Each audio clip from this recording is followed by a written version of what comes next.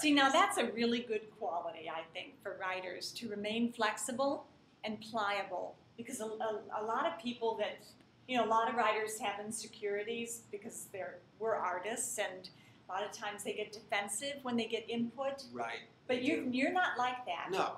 You listen and you take in feedback as it comes at you, recognizing that any good idea could come from anybody. Absolutely. I love that. I love talking with people. I love talking with actors during rehearsal, getting ideas from them. If they come up with an idea for even if an actor in rehearsal will say, I'm having trouble making this jump from here to here. I go, oh, okay, well, why? And they say, well, I'm just feeling like there's something missing. And then you go, oh, well, there might be something juicy I can put in there. And often you find the best things you ever write on a show are the ones you put in like a week before the show opens. Wow. Because by then you really know the characters.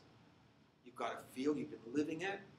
And then that's where you find the real nuggets. But you're also sitting in the audience watching the actors and the director work, right? Right. So they've taken three-dimensional form.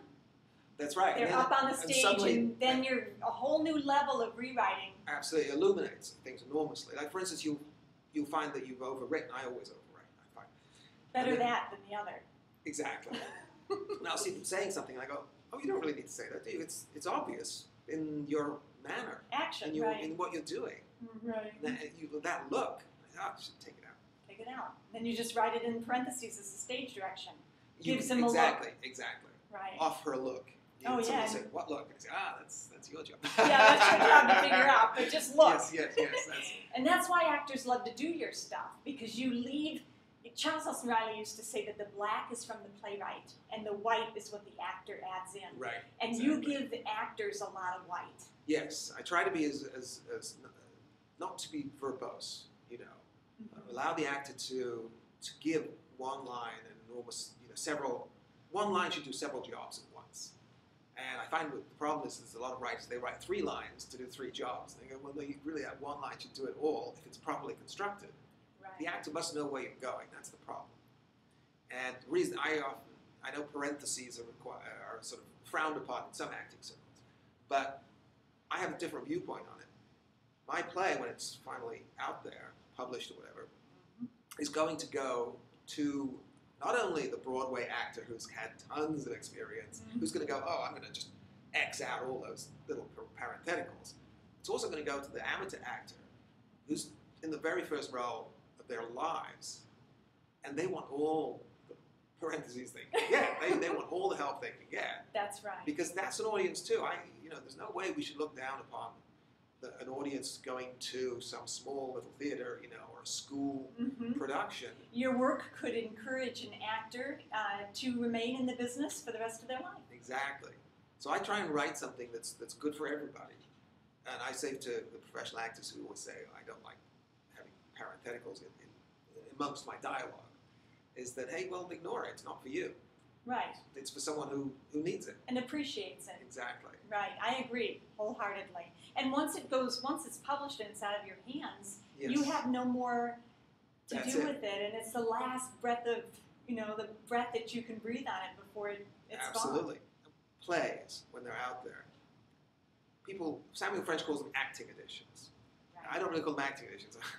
I call them selling editions. They're the same thing that is going to be bought by the reading committee of that church theater or the artistic director of the mega theater. They're all going to get the acting copy. Right. If all you've put in is a few terse little stage directions, exit, SL, whatever, that doesn't help sell your show. So I actually put a lot of description in about the mood and the atmosphere of the show. And people might read it and say, well, that's a bit overblown. But George Bernard Shaw did it. If it's good enough for him, it's certainly good enough for me. But the whole point is they should make it a reading copy that reads like a play will perform. Well, you look at anything Eugene O'Neill wrote. Now that guy described the slant of an actor's nose in the stage directions. Now I'm thinking, it keeps popping into my head, how you described the sheriff's office. Oh yeah, that was Noirville. Yes. Yeah, that was wonderful because I did a lot of research on the period. right, and stuff like that, and everything had to be just. So. But it has to, because I mean, you've got those things that happen where the guy comes out of and takes the rifle. I mean, all that stuff. You have to be able to have that in there for us as the reading audience to be able to visualize it. Right, because from film noirs, it's all about lighting. It's all about shadows, right? So you have to describe detailed lighting effects that you wouldn't have to, say, in a sunny drama with, lights up, lights down at the end of the act. Right. This is something where shadows are appearing on frosted glass windows. And that's the femme fatale I was talking about as well. Oh, yes, and because you've got the femme fatale with I always pictured her with like long blonde hair. Oh, yeah. And then you've got that real gum, the other character. Sorry. Oh, yes, the girl. That's right. But I picture her like the girl we had read it, short and wonderful. Yes, because I have to say, Lisa put together this wonderful stage reading. That was fun. Of Noirville just before I took it up to Calgary to do the official premiere. With Scott and Trina Ford, Pitchford, they read that was a great cast. Mm. And then Jeff Charlton. Yes, Jeff Charlton played the gumshoe. You've come to know all those actors. Because he was also in your... Cabo San Lucas. When the Reaper Calls, he was starred in that. Oh, yeah, that's right. And of course, you've done lots of shows with him. So right. Fabulous. Oh, they're great actors. Really, and they're wonderful to work with, too. They're great to work with. Now, that makes a big difference. I mean, you don't actually... Are you involved in the casting of your... Technically, legally speaking, yes. Oh, okay. But rarely. Because most of my shows are cast far, far away from where I am. I don't, like last year we opened in Florida. I mean, although we did all the casting in New York. But you knew Cagney. Well, I knew the guy who was playing the lead because I wrote it for him.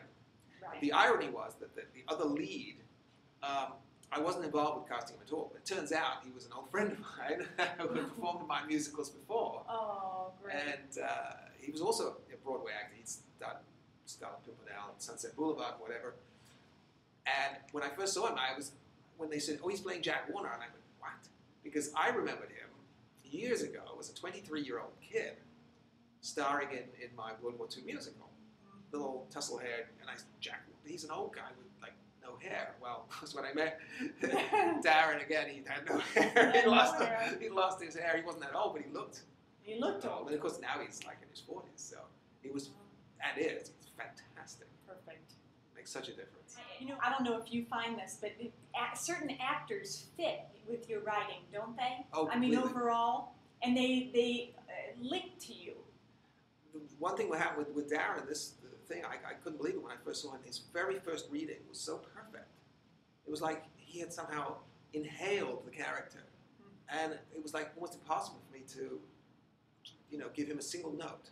I said, I don't know, you've just got my rhythms, you've got my, cadences, everything. Isn't that great? It's perfect. Yeah, and I work with those actors over and over again. Yeah, I mean, a lot of the times they're crazy, they're neurotic, but they're wonderful. You just have to, that's what makes the business so exciting. Yeah, I think to have an actor stand on stage. I mean, if you're not neurotic going into the business as an actor, you would turn neurotic, don't you think? Oh, yes. I mean, it's kind of nerve-wracking. Oh, totally.